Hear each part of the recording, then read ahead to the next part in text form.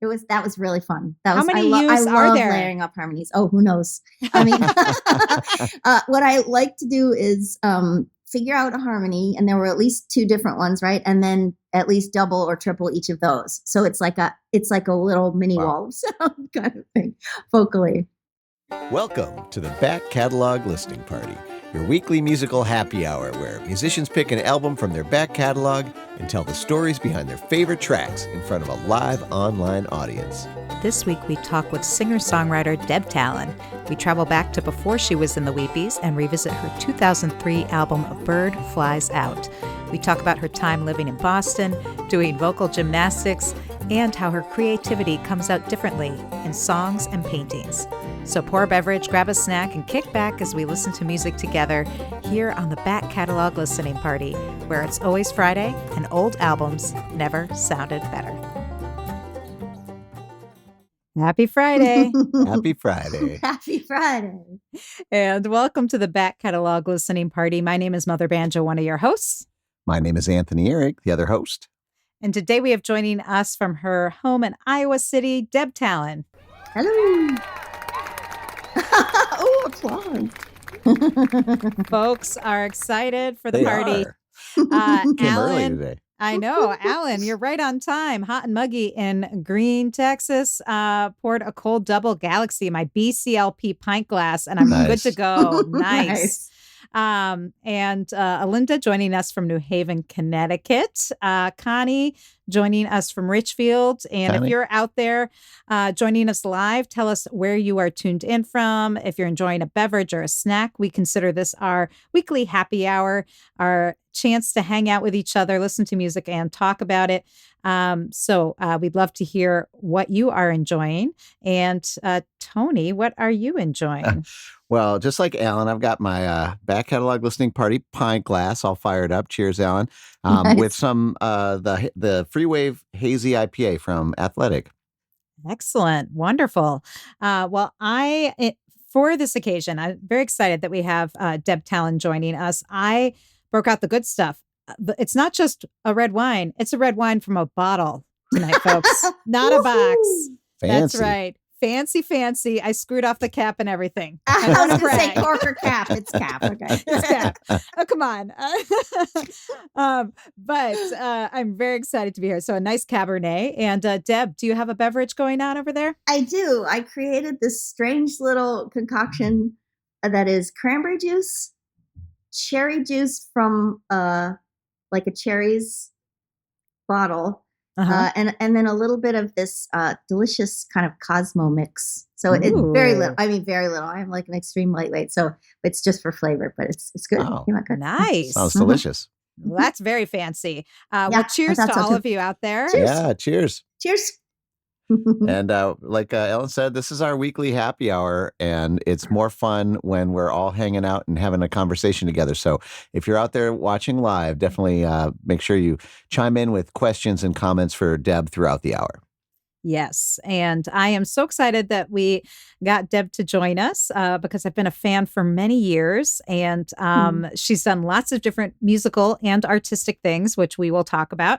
But for folks who might be less familiar with your music than I am, Deb, maybe you could give the brief origin story of where you grew up and how you fell into making the music you make. Sure. Yeah.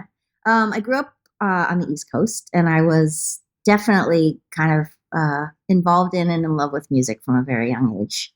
The first instrument I actually learned to play was the clarinet, which I still play a little bit. Nice. And then piano. And as soon as I learned piano, it was like I started creating. And I didn't start writing songs on it till I was probably in my mid-teens. But my first songs were kind of, angsty. Nice. Angsty breakup songs mostly, I think, or longing for songs, which is not dissimilar to what I write now. And then I would say I really started to consider myself a songwriter in kind of my mid-20s. It was something I did and I knew I loved, but that was when I decided, this is what I do. And then I'm going to do other work and other jobs to sort of support that. Nice.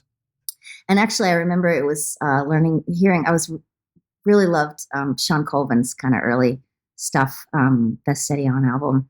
And I remember just being like, she was the one who sort of woke me up to the fact that like, oh, I could do this. Like, this is a thing that people do.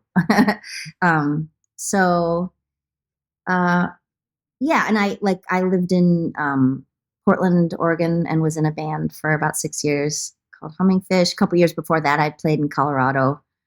So as soon as I knew how to play anything, I was playing out, but it was pretty rough for the first few years. I don't think I would have liked to listen to me then. And were you playing piano? No, guitar. I taught myself guitar in kind of like toward the end of college. Oh, nice. And just more portable.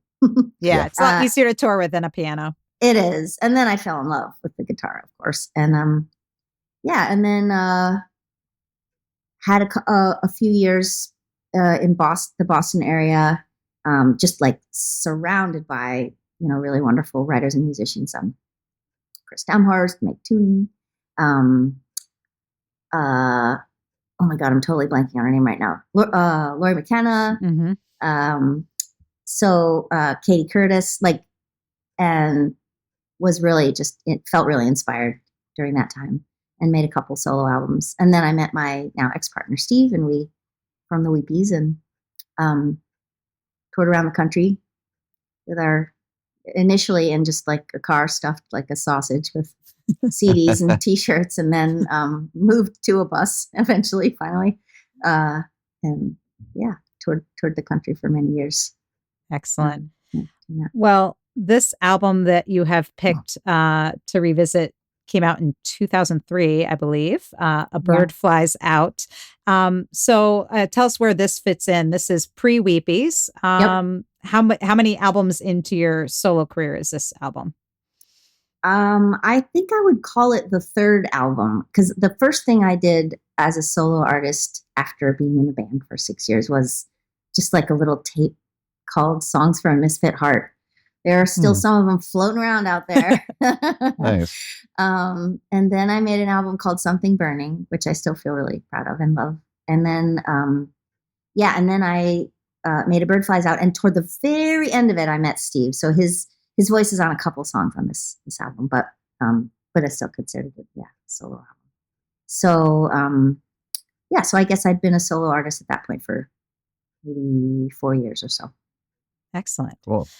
Well, looks like a few more folks joined the party. Christy and Kermit, I believe, coming in from Cambridge, and Chris having some Cabernet, but in his back catalog listening party pint glass. Nice. I pour there, Chris, I was going to say we won't ask how full that pint glass is. No judgments here on back catalog. Do you feel like a pint of wine? It's fine. It is what it is. Every week is different. That's right. Well, however your week has been, it's about to get a lot better, because we're going to listen to some music together and enjoy some tracks and talk about them. And the first track that you picked to feature on today's show is Unraveling. Is there anything you want to say about it before we take a listen? I think not before. No, okay. Let's just listen, and I'd love to chat after, though. That sounds great. All right, we're going to kick off today's hour with Deb Talan, Unraveling, here on the Back Catalog Listening Party.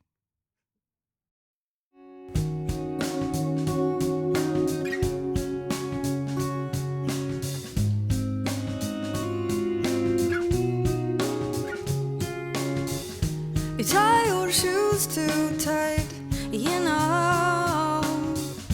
'cause it feels better that way.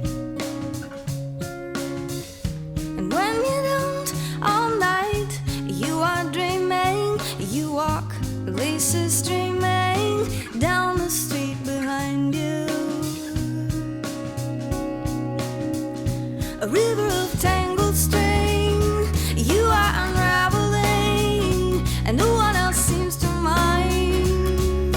You keep it to yourself, stay numb, and that's fine. You wear the truth under your soul like a pebble. It makes you limp and sway, but it will out someday.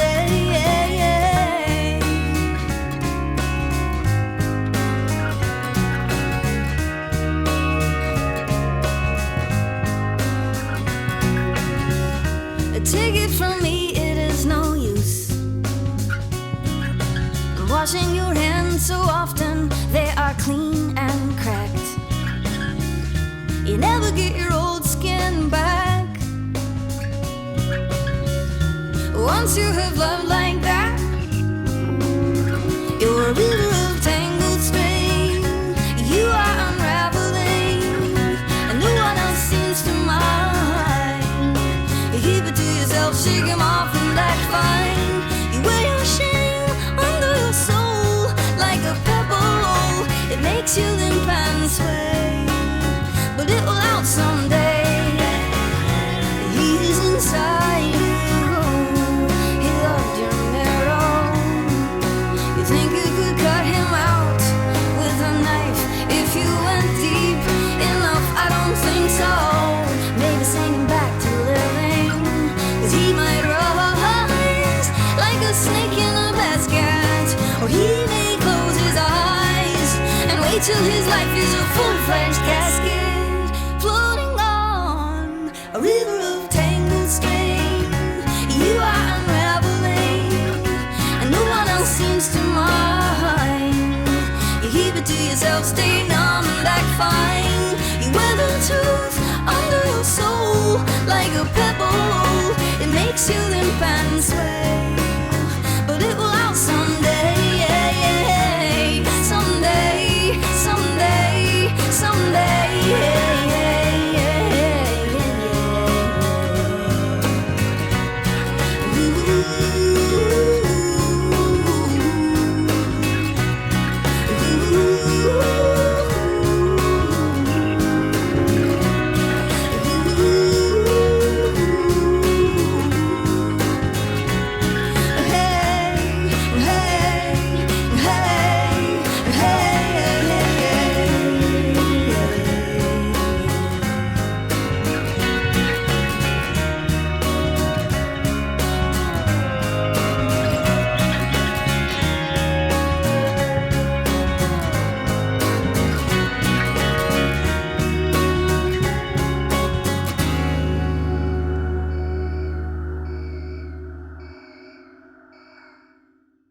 I love that ending Nice. right there. I'd forgotten that's how that ends. What was that noise at the end of that? It was like a synth thing that.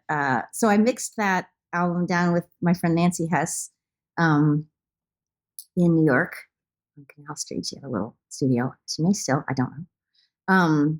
And yeah, that was. I think it was literally just like a Mellotron sound that we had found. It sounds almost like cicadas or something. Yeah, I thought it was Yeah. like nature sounds. Yeah, I know, but a Same thought. lot of the cool atmosphere was Meg Toohey, and her like wonderful guitar playing.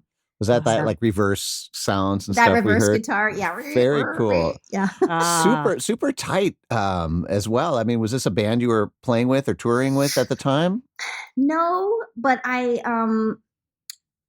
mean, I was playing some shows, but no, I mean, I wasn't really even touring at that point. So no, it was just like really talented local Boston folks, some of whom were friends. I think my friend Ben Aarons played drums on that one. I'm like, I was actually racking my brain. I was like, who else played on this album? It's been a long time. I'm sorry if I forget your name. I loved playing with you, and I loved hearing your musical abilities on that song. But yeah, there is so much going on in that song, both like musically and lyrically. In fact, I was just like, and this is a song I've known and loved for a long time. I have the CD somewhere actually around here. I might try and pull it out later, but but even so, I'm like, oh yeah, I forgot about that line and that. And I love just how the song opens though, when talking about like the shoelaces and using that as like an entry point to talking about like a more emotional unraveling. And I just thought it was such a great way of sort of thinking about a relationship like in a physical sense of like your shoelaces and how it trips you up and all those kinds of things. So where did this song start for you? Was it something as simple as that, or did you find your way to that later? I would say that it started there. Yeah. With that feeling sense of like coming apart. And then just that image coming through of shoelaces undone, and then playing with it, just how you sort of described, like, and finding ways that it was metaphorically like juicy and had, I could work it from some different angles. Yeah, and even like the talk about like washing your hands till they're clean and cracked, and you never get your old skin back. And there's all these things that are just so physical in the song that it's like, oh yeah, like everyone knows that feeling, right? And so, but anyway, I just thought it was such a great way of describing that emotional feeling, which we've all been through. Yeah. There's something so satisfying about getting something into language that has a visceral quality to it. So thanks for that, reflection. And yeah, I definitely, this one felt very, like resonant for a long time for me. And it's fun to listen to it now. Yeah. You mentioned you were, sitting at the desk, kind of mixing it down with somebody. What is your role? Like, what was your role as a kind of producer on this record? Did you have a lot of input on that stuff, or did you have somebody else come in to help you with that? Or no, it was just me and my friend Nancy. So, and that's always been how I've done it. Like, had someone who, and even with Weepies as well, like had someone who's a skillful engineer, whose ears I also trust, and whose musicality I'm familiar with in some way. Nancy was also like a writer and had also produced some of our friends' albums, and I already knew that I liked her sensibility. And then I've always had really strong kind of intuition and impression about what I want to surround the songs that come through me. So so I'm always kind of got your hands in on got my hands all in that there. stuff. That's great. Yeah. Excellent. Well, it sounds great, and a great way to kick off our hour. Folks out there loving the music. Alinda says, can definitely hear the Sean Colvin influence. And has that kind of like that sort of folk pop thing, but also just, again, digging into the real like personal stuff right away, which is something that you do so well. And thank you. I heard also, as we were listening, I was like, oh yeah, someone who's now, I believe, a Minneapolis local, Jonathan Brooke, was another. And I had been listening to a bunch of her, and when some of the harmonies on that one, I'm like, I really hear how I was taking her in. Yeah. Yeah. Those kind of story song type things. Yeah. From the story. That era. As in Jonathan Brooks' old duo, The Story. Yes. Yeah. With Jennifer Kimball. Yeah. I can totally hear that. Yeah. Other Boston people. And Jonathan Brooke has been a guest here on the Back Catalog Listening Party. And if you missed her episode, you have to go back and hear it, because I will definitely. It was amazing. That's in the Hall of Fame. It really fantastic. is. It's one of our favorites. I've never seen someone get so excited by listening to their own music in a great way. In a perfect way. It's just total awesome. Joy, because she was excited about other people's parts that she had forgotten about. So it was really beautiful.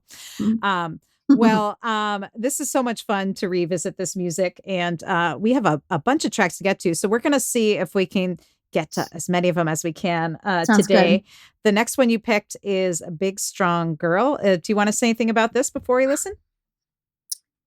I think just that I've gotten reflections from people over the years that this is one that has like met them in a nice way. And that means a lot to me. Like this song meant a lot to me at the time, obviously. I wrote it, but it's been it's part of why I picked it was because of the connection that people have made to it over the years, and like let me know. So nice. Let's give it a spin. This is Big Strong Girl from Deb Talan here on the Back Catalog Listening Party.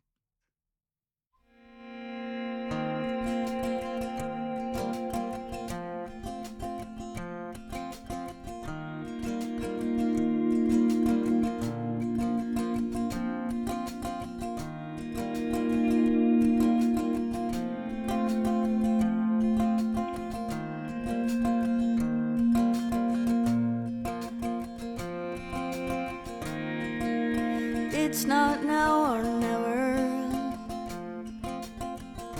It's not black and it's not white.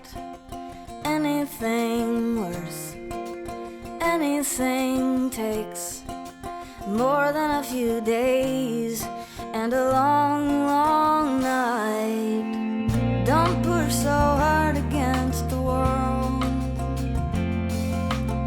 You can't do it all alone. And if you could, would you really want to? Even though you're a big, strong girl. Come on, lay it down.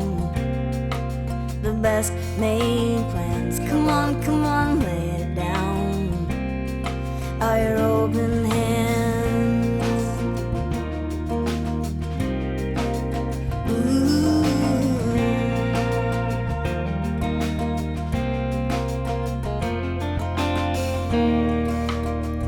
Rest your head. You got 2 pillows to choose from in a queen-size bed. Hold out for the moon. Don't expect connection anytime soon. Feel the light caress your fingertips. You have just begun. The word has only left your lips. Maybe in time you will find your arms are wrapped around the sun. You're wrapped around the sun. Ooh, don't push so hard against the world. No, you can't do it all alone. And if you could, would you really want to?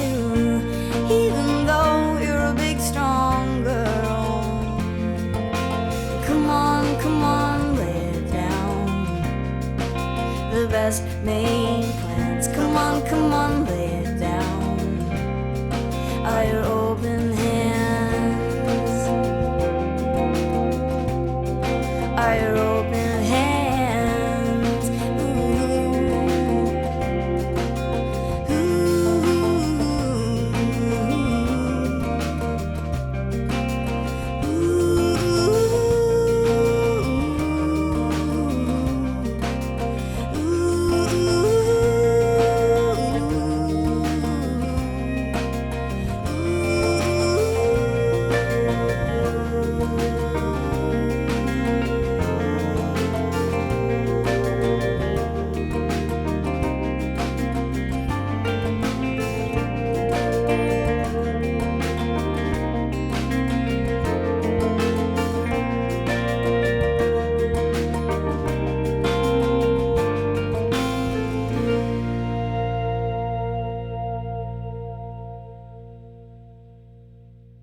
Deb Talan with Big Strong Girl from her 2003 album A Bird Flies Out, which we are revisiting today on the back catalog listening party with Deb Talan joining us live from her home in Iowa City. And what were you thinking as you listened back to that? That was so much fun hearing. I'm gonna do a Jonathan Brooke. I just felt so excited to hear these people play again. Yeah. Jordan Holt was on keyboards. My friend Ben again on drums. Such a good player, Ben Aarons. And then Jim Henry on guitars. Such a wonderful, wonderful player. I got to play with him for a while. And I can't remember who's on bass. It may have been Richard Gates. I found my CD copy. Tell me who. So we can explore together. Because I know Jordan played keyboard bass sometimes. But I love that little intricate, almost classical little riff at the end. I was digging on that as well. And I love the interplay between the keyboards and the guitar. So beautiful. So although Richard Gates definitely plays on the record, it was not on that track. You're right. It was Jordan Holt, organ bass. Organ bass. And organs and Wurlitzer. Yeah. So you got somebody playing the keys, and I know you mentioned somebody else playing guitar. Are you doing any of the instrumental work on this, or just singing? Oh yeah. I'm sort of the central acoustic guitar. Okay. That you hear with the voice in the beginning, Nice. And when you go ahead. I bet you were going to ask We the same. both have the same question. Did you record live together, like in a room, or were you doing like kind of multi tracks? No, it was separate. But I'm trying to think. I think some of it we did together. I think Ben Jordan and I may have tracked together, and then I overdubbed guitar because it's hard to get. Because I don't think I was in an ISO booth. Okay. But I think the bass and drums like that. I think that was done together. Kind of so like it was. nice the gel. rhythms were really tight and groovy. So that's partly why I was curious because it really felt like very organic. This is very groovy for a folk record, Deb. That's what I gotta say. Yeah, both songs has really nice grooves. Yeah. I'm more folk. I think I'm pop, but that's like what is Paul Simon? I don't know, but something like that. Yeah, exactly. All we know is it sounds good, and Penny says beautiful, and I would agree with that. Hey there, would you like to be part of the live show? Well, become a member of the Back Catalog Listening Party Patreon, and you'll get a backstage pass to weekly online tapings where you can ask the artist questions and participate in the live chat with a fun community of like-minded music nerds. You'll also get a first look at upcoming guests and receive invitations to special live streams and private after parties. So join the party today at patreon.com/Back Catalog Listening Party.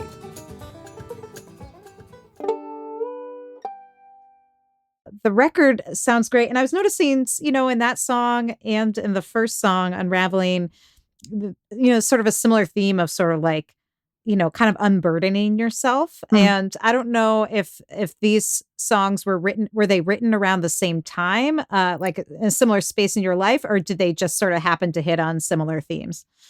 No, they were. I mean, generally, this is how albums come together for me. It's like it's a record of a period of time. Of a time, yeah, yeah, Mm-hmm. yeah. So like an era in your life, yeah.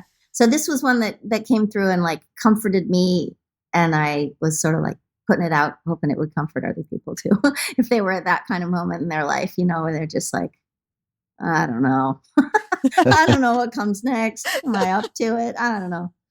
Yeah.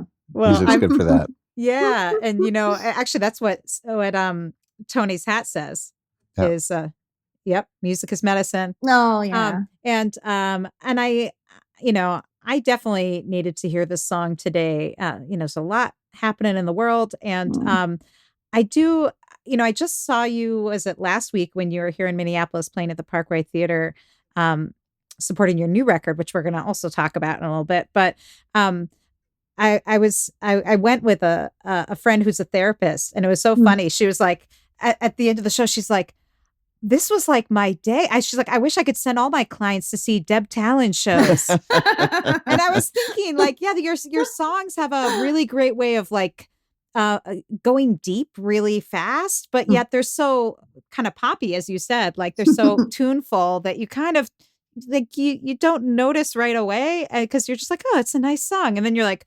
whoa, it's like we're getting deep fast. Is that always how you've like written, or is that something that like, that you've like really worked at? I'd say it's something that I have not always written like that. I would say I had about 8 years of writing where it was more like kind of idea songs. Mm-hmm. Once I started sitting down and just opening and seeing what came through, that's when I got to the ones that are like, they go deep fast, because that's how I work. That's just how, I, for better and worse, feel things very intensely. And so in order to kind of keep my own attention and interest, I have to hook into something powerful right away in order to have like a through line to pull me through the song. And if a song doesn't have that, it usually just doesn't survive. I'll write it. I'll write my way through, and I'll kind of flex my writing muscles and do it. But the ones that stay and that I want to actually record have to have that tug, that first really powerful tug. Yeah. So I see some. Go ahead. I see some beautiful artwork behind you, and Yeah, these are some of my paintings. I know that you're also a visual artist, and Mm. was wondering about any connections between that need to get something out in song and in images, and if there's a relationship there at all for you. Yeah, great question. I think if I had to differentiate, I would say it's a little bit different. The pull to create something feels very similar, kind of internally. I'll just have this feeling like, oh, I need to sit down with some colors and like do something. And similarly, I'll feel like I need to sit down with an instrument and just something needs to come out. But I would say with music, there's a real need to express and connect with something emotionally, and it becomes quite specific pretty quickly. Like I'm like, oh, this is what I'm exploring, and I'll end up exploring it in ways that surprise me usually. Well, always now nowadays. And then with visual art, it's more like I need the experience of making something, and in the making of it,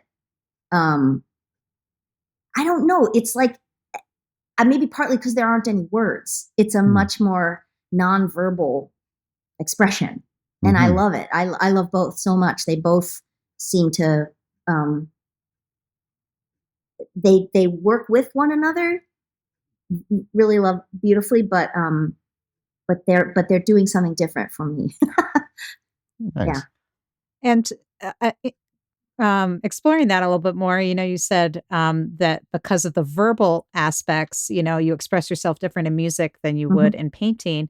But have you ever written much instrumental music? Like, has that ever been a pull for you, or has it always been words with music? Ooh, yeah. I have like my first sort of creations weren't lyrical, were just music, but mostly I love the interplay of words and music. So it's pretty rare. My friend Dan Padley, who's a guitar player, wonderful guitar player that I play with and tour with a lot these days. He has a lot of nonverbal music, kind of ambient and very lyrical musically, but no words. And that seems more like painting to me. Yeah. Interesting. When I listen to what he's created. Yeah. Well, the music and the painting definitely goes hand in hand, because not only do you have those beautiful paintings behind you, but this artwork, which you can see better on the screen right there. This is a Deb Talan original as well, right? Yeah. So I take it that's a wing of a bird. Is that yes, what that indeed. is? It is a bird's wing. Nice. And was visual art something that was also as early as your music? Like, was that always something you were doing? Yeah. As well. Yeah. That's I great. actually recently,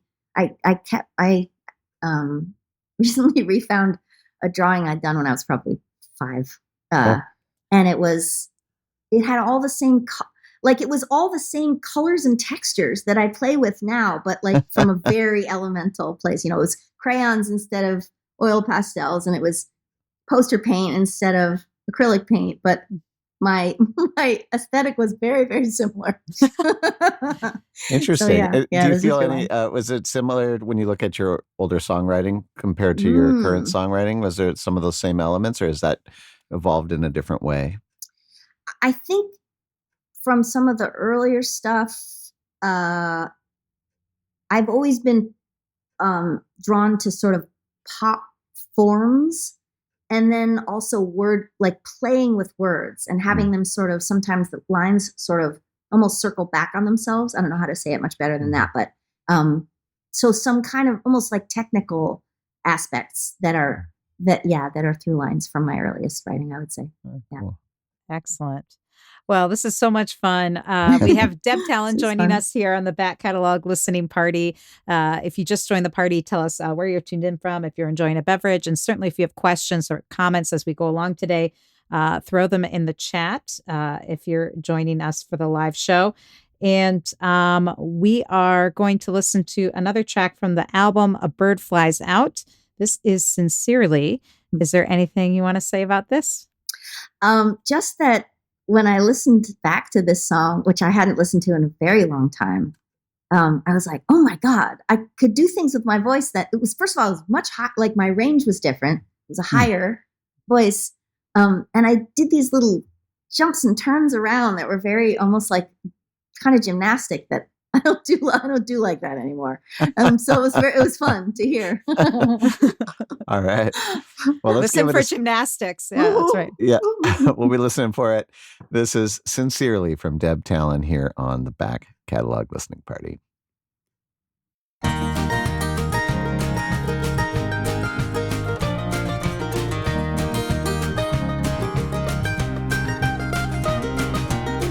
He said, go round the back way.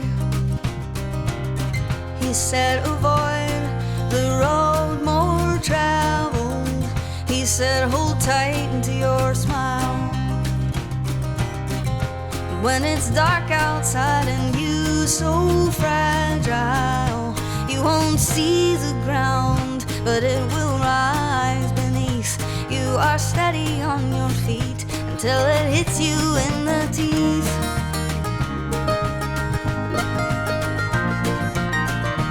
You will know it when you've gone too far.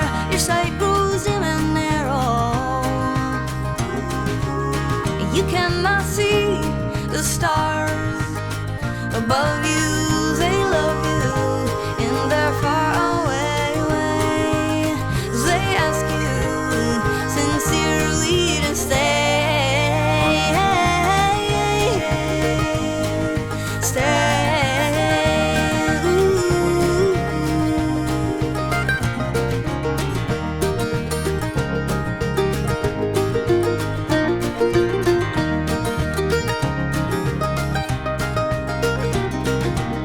She said, look up once in a while. She said, remember things that always remain. Blossoms in the spring. Birds remember to sing, and you will do the same.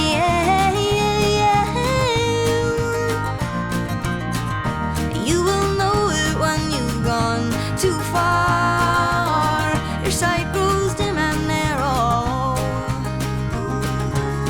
You cannot see the stars above you. They love you in their far away way. They ask you sincerely to stay.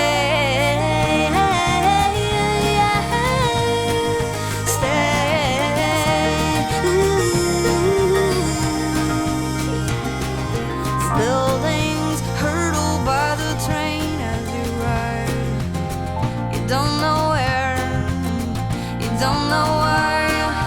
All you can do is dry your eyes, quite like a little child. Sometimes it takes a while, to be born. You will know it when you've gone too far. Your sight grows dim and narrow. You cannot see the stars above you. They love you in their far away way. They ask you sincerely to stay.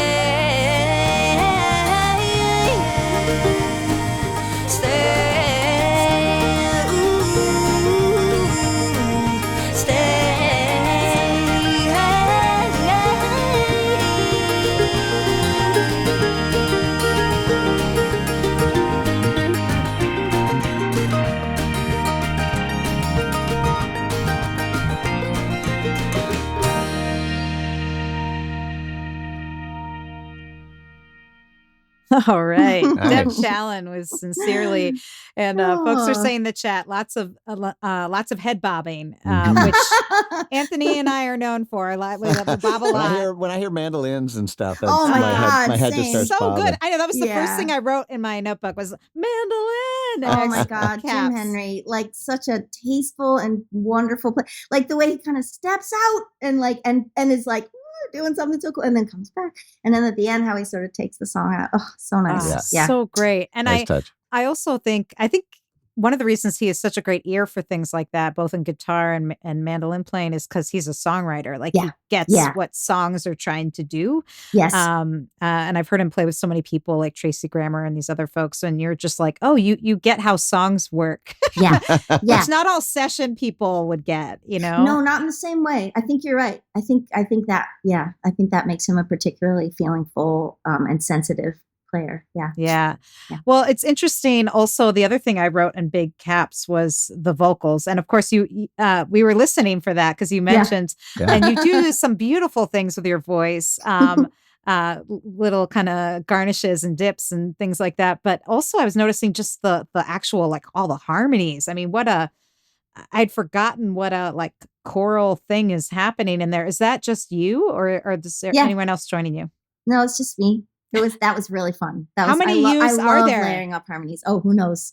I mean, what I like to do is figure out a harmony, and there were at least 2 different ones, right? And then at least double or triple each of those. So it's like a little mini wall of sound kind of thing, vocally. Wow, Awesome. That's fun. Well, the other thing I was thinking, you were saying before that, you think of yourself as a pop songwriter, which makes sense. But when I was hearing both the mandolin in this, and then also I know one of the other songs on this record, Rocks and Water, was covered actually by a bluegrass duo as well. Like I feel like your songs lend themselves to these other formats. Is that something you ever sort of, when you're thinking about producing, is it just like, oh, this song needs mando, or did that just happen in the studio? You're like, oh, it sounds cool with mandolin, or did you kind of hear it this way when you recorded it? That's a good question. I think with this one, it was more who I was playing with at the time, and it didn't make sense to have. It didn't sound like a song that needed electric guitar, so. And Jim plays beautiful acoustic guitar as well, but I was already doing that. So we were like, let's bring something bright and sparkly in. And that just fit. Nice. Yeah. And then there's also B3, like an organ in there that Jordan's playing along with the organ bass. And I love how subtly that kind of comes in and out too. It's like, Well, everything is sounding great. And if you're liking it the way all the folks are liking it, whether you're listening on the podcast or joining us for the live show, it'll sound even better if you get the high-res files. And, CD copies might be hard to find these days for A Bird Flies Out. So if you find someone like me, like if any of you Minneapolis folks, you can hunt me down. But you can, I would say if you find a CD copy, grab it. But also you could download the high-res files. It's available on all the digital places, so you can stream it. But again, if you can buy the files like on Apple or Amazon or whatever and download the tracks, it will sound even better. So yeah. Highly recommended. And you can also find Deb Talan's new record on all those digital places as well. It's called I Thought I Saw You. And, this album we're revisiting tonight, A Bird Flies Out, there definitely are some sort of bird themes. But on the new album, there's lots of gardening themes. Is there anything you want to say about the new record? Well, interestingly, I think part of why I ended up choosing this record too was A Bird Flies Out, that is, to revisit, was I'm in this kind of similar place in my life. And so similar sorts of themes I've been exploring kind of similar ones. But I think I Thought I Saw You has a little more leaning toward building something new and like heading towards something new rather than just that full on like openness. I don't know what's coming. So, and I think, there's I've had a lot more life experience. So I think that shows in the writing, and that's no shade on Baby Deb, but just like, it's different. Well, it's funny because there's a line in the song we just heard, Sincerely, that says, sometimes it takes a while to be born. So sometimes, it takes a little while to come probably into your whole own life, I would say. Hopefully we'll get there eventually. I don't know. Maybe not in this lifetime. I don't know. Well, the new record sounds great. So if you're liking this thank you. album, it has a very different feel, but again, similarly, if you like, again, tuneful songs with a lot of layers and a lot of depth to the lyrics, then you'll probably enjoy this new record. I Thought I Saw You, available in all the places, and you can also follow Deb on social media. And I don't know, do you have an email list as well? I don't at the moment. I Okay. should probably have one sometime soon, but I'm fairly active on Instagram. I put lots of little snippets of new songs and paintings sometimes, whatever I'm working on. Excellent. And she is touring, so make sure to keep an eye on that website for upcoming tour dates. And I see you have a mountain stage date, which will be a lot of fun. Yeah, Awesome. lots of East Coast states in October. So yeah. Excellent. Wonderful. We'll keep tabs on Deb. And looks like we have a question from Chris. Being a songwriter, what happens to the old songs as you write new ones? I think this is pertinent for you right now, because I know you're on a writing binge right now, you were saying. Yeah. But he asks, some live on in concert, others? Like, do some just die? Yes. Oh, yeah. I would say probably like, I'm sort of like, I write a lot in sort of binges or like, concentrated times. I would say, maybe I keep every 1 for 5, maybe 2 for 5 sometimes. Mm. But I would say probably 1 for 5. Yeah. So lots of them fall away. And then sometimes if there was something that I was exploring, I won't usually intentionally like bring something back, but sometimes something like what I did that fell away will come through in a new song. So in a better version. Yeah. Yeah. One that sticks in some different way. Is that your test? Like, does it stick? Like, do you have to remember it, or like, what makes it sticky? Oh yeah. I'm not sure. I mean, because that said, there were some songs on the last Weepies album that I remember I had written like probably 5 years before. And I went back into some old like GarageBand files that I had. I was like, what did I do then? Well, I remember really liking that writing time. And I found several songs that I was like, oh, these are actually, I really like these. So sometimes things may fall away that it's just happenstance. I don't know. For the most part, if it's something that really emotionally resonates with me, it won't fall away. I'll go back to it. I'll pull it forward, or I'll record it quickly so that I don't lose it. Sometimes that happens. Excellent. Well, Penny just chimed in to say, I've loved Deb's voice for a long time. Great to hear this album, which is new to me. And that is what the back catalog is all about. It's rediscovering music, or discovering something old for the first time. And that's what makes this show so special. And this is really for Tony and I say this every week, but it's our favorite hour of the week, because all we have to do, we can forget the rest of the world. We can just sit and listen and enjoy music and talk about it and enjoy it with other people. And this show wouldn't be possible without the support of our Patreon supporters, of which Penny is one. So thank you, Penny.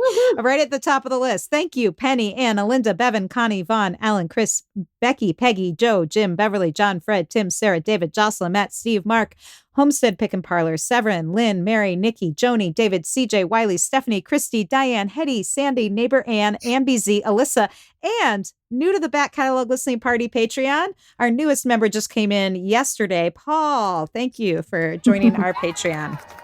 Welcome, Paul. We're so happy to have you part of our community. And if you would like to join these fine folks and support the show, that's how you get your weekly invitation to join the party for the live tapings. If you're just listening to the podcast and you're like, yeah, I wanna chat with Deb Talan, escape the world for an hour. Yeah, exactly. Well, this is one way you can get those invitations to the party. We also give you first look at all the guests and what's coming up on the podcast, and some other insider baseball. So, and while supplies last, the Back Catalog Listening Party, Founders Pint Glass. Yes. That's right. Which is, I see, is almost empty now, Tony. Yeah, that's the way it goes when the conversation gets good. Exactly. Well, again, you can join the Patreon, but mainly thank you for being here and sharing this time with us, because that's what's really the special part. And when artists like Deb get to join us and give us all the insider liner notes that you wouldn't get if you're just listening to the album on the digital places. So, because you all don't have the CD that I have. So, although I will say most of the things she's talked about tonight are not in the CD. They're not on there, Yeah, exactly. These are the living liner notes. Exactly. Indeed. The Back Catalog Listening Party is brought to you by EFS Publicity. Founded by veteran publicist, promoter, DJ, and musician Ellen Stanley, EFS brings an artist's perspective to the table, working to help clients get to the next level in their career. Services include national and international media campaigns, radio promotions, tour press, crowdfunding, grant writing, and more. Get a quote or set up a consultation today at efspublicity.com. I think, do we have time for, what do we think, Tony? One song or two? I don't know how long they are. He's looking at the actual time codes. Well, I think why don't we get to the next one? We'll see how the conversation goes. Okay. And well, the next song then that we're going to feature is Ashes on Your Eyes. I know this is one you wanted to make sure we got to, and it's certainly, I think this might have been the very first Deb Talan song I ever heard was this song. Yeah. Huh. Do you remember where you were, Ellen, when you heard it? No, that's a really good question. But was this on was this on the Respond album?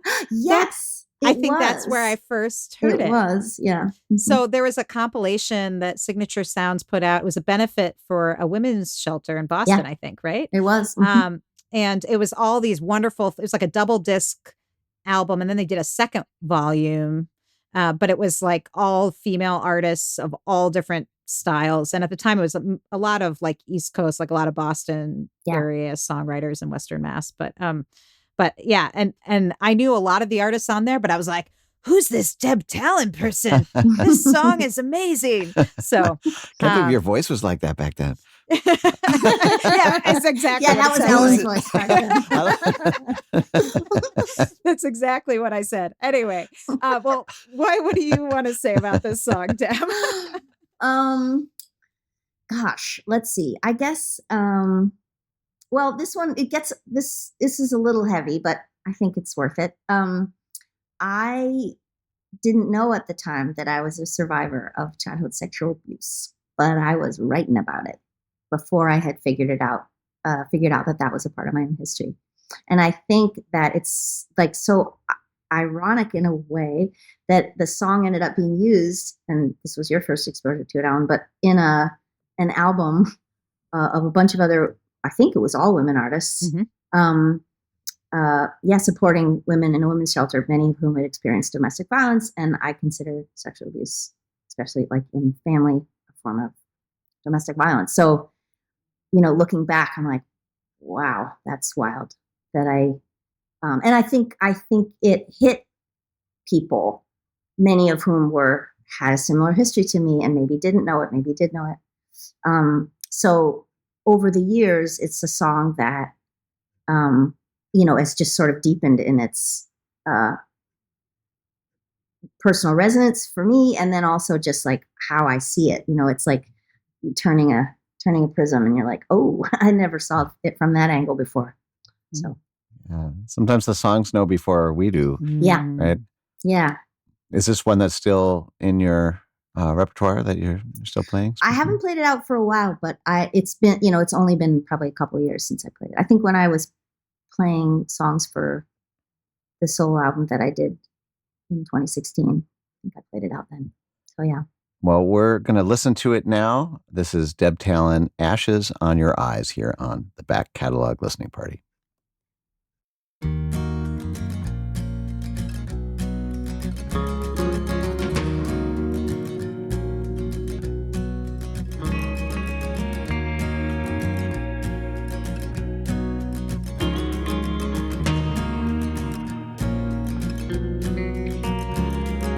Just about the time your heart breaks like a wheel, not in a straight line, but all in pieces. Some you'll leave behind on a road you won't revise. No, you won't revisit that dirty compromise. Now you're only dreaming peaceful blue. The morning doesn't even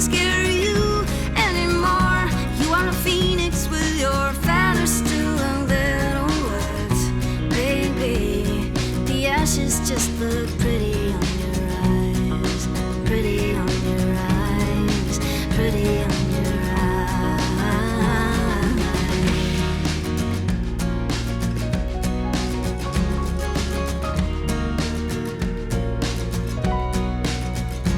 So look up ahead, the city lights are dancing for you. Or is it the aurora burning off the edges of the sky? Don't cry, that's all over now. That's all over now. Now you only dream in peaceful bloom. The morning doesn't even scare you anymore. You are a phoenix with your feathers still a little wet, baby. The ashes just look pretty on your eyes, pretty on your eyes. Dry your wings in the sun. You have only begun to understand. When it's time to move on, there is no one to hold your hand. So let go, let go, let go.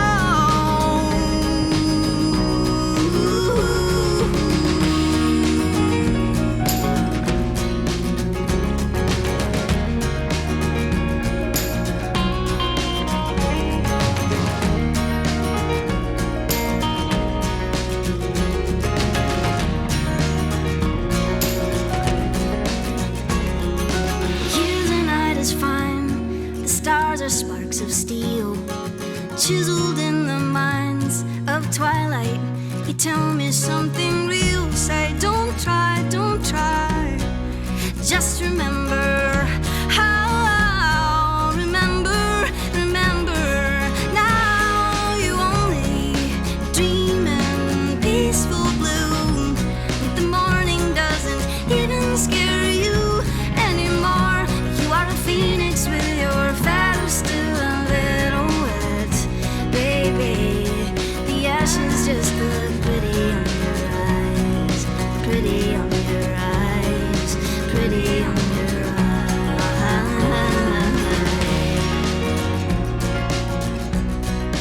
On your eyes, on your eyes, on your eyes. Ooh.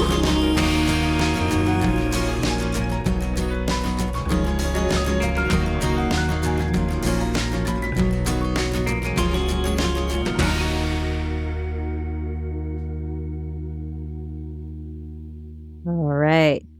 Deb Talan with Ashes on Your Eyes from her 2003 album, A Bird Flies Out. And yeah, heavy subject, but again, so the production is just so, it feels like that Phoenix rising up, right? Yeah. It feels Yeah, like, empowering. yeah. And that, especially that piano or keyboard at the end. Yeah, What, the kind of rising. Yeah. I what know. a cool part. I remember I recorded that. I think it was at like a Mark last name I'm forgetting, but this guy who lives in Western Mass and kind of ran a studio that Signature Sounds would use a lot. Oh, Mark Thayer. And he had a friend who like literally just came through that day to say something to him and have him play piano. And they were like, they got him on there. It was very funny. Oh, wow. That's great. Yeah. And then Doug, the drummer, shoot, I'm forgetting his last name. It's like Parati, something like that. Really wonderful player. I love the groove he found for this song. I feel like it kind of made it. Doug Plavin, yeah. Yeah. And it turned out actually he was one of Ben Aaron's first drum teachers. Ben and I, Ben plays drums on many of the other songs on this album. And he and I grew up together in the same town. So cool. Just like neat. Nice connections. Yeah. Yeah. Well, it sounds fantastic. And for anyone, we'll make sure to put a link in the show notes at backcataloglisteningparty.com if folks want to see the beautiful artwork from the cover of this album. Also, we'll include links not only to Deb's website, but also that Respond album. Cool. I found it on Bandcamp. It's not really on all the streaming places, but including it includes some past back catalog guests, including Patty Larkin and Chris Stelmhorst and Mary Gaucher, Nice. and just lots of really great folks on that record. And then this part 2 had another all-star cast that had like people like Dolly Parton and like Indigo Girls and Sweet Honey in the Rock. And so there's some pretty, both of those records are pretty cool to explore. So we'll make sure to include those links as well. Nice. That's awesome. And definitely one to Deb's website. So again, if you're just listening to the podcast version, it's debtalan.com. She's out there playing, doing her thing, and you got to get out and support her. So go check out her website where you can find all her upcoming dates, and then you can get your hands on some of this music in person, because that goes a long way to supporting an artist these days.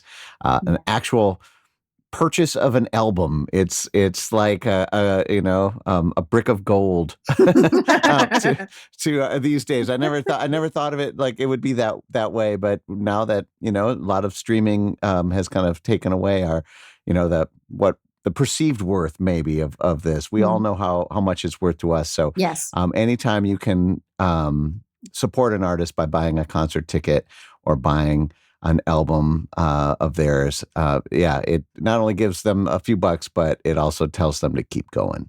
Yes. And I know when I saw you last week, and the show is fantastic, folks. So if you get a chance to see Deb, do it. But also, she was saying how many, I would say like half of your set was new stuff that's not even on the new record that's going to be on the next couple albums. So there's a lot of music in the pipeline. So we want to make sure it comes out for our future back catalog. So support Deb. I know she also has t-shirts she's selling at the shows. So definitely support her in any way you can. And mainly, thank you for your ears, folks, and for coming out. Lots of wonderful comments coming in. Chris says, thanks, Deb and BCLP crew for a fun hour. Keep on rocking. Connie says, another great show. Thank you. Alan says, keep dreaming in blue. That's right. And so great to have you all here, whether you're listening on the podcast or joining us for the live show. And if you like the show as much as we know you did, then please review the podcast episode and share it with your friends and subscribe, because guess what? We do this every week, not with Deb Talan every week, but with other great artists. We revisit old records and listen to music together for a happy hour. And but it's only as good as folks like Deb who say yes. So that's right. Thank you for joining us. Oh my goodness. Deb, yeah. This is a really cool thing that you guys do. Now I'm going to listen to your back catalog. The back catalog of back catalog. Yeah, that's right. Well, we're celebrating our 5-year anniversary this year. So there's plenty of back catalog, and we couldn't do it without, like Ellen said, folks like you, Deb, sharing your talents, and everybody out there listening and watching. Thank you so much for being part of this community and supporting independent music and musicians, because this day and age, the world needs more of that. And so we appreciate you for supporting it. That's right. Well, have a wonderful music-filled week. Get out there to hear some live music. Enjoy the old stuff as well. And we'll see you back next week for another edition of the Back Catalog Listening Party. All Cheers. Right, cheers. Cheers. Thanks for joining us on the Back Catalog Listening Party. If you like what you hear, please subscribe to the podcast and leave a review, which helps more people discover our show and our guests. And do you want to be a part of the live show, get a first look at upcoming guests, and receive invites to private online parties and live streams? Then join our Patreon community at backcataloglisteningparty.com. Have a great week. We'll see you back here next Friday for another edition of the Back Catalog Listening Party.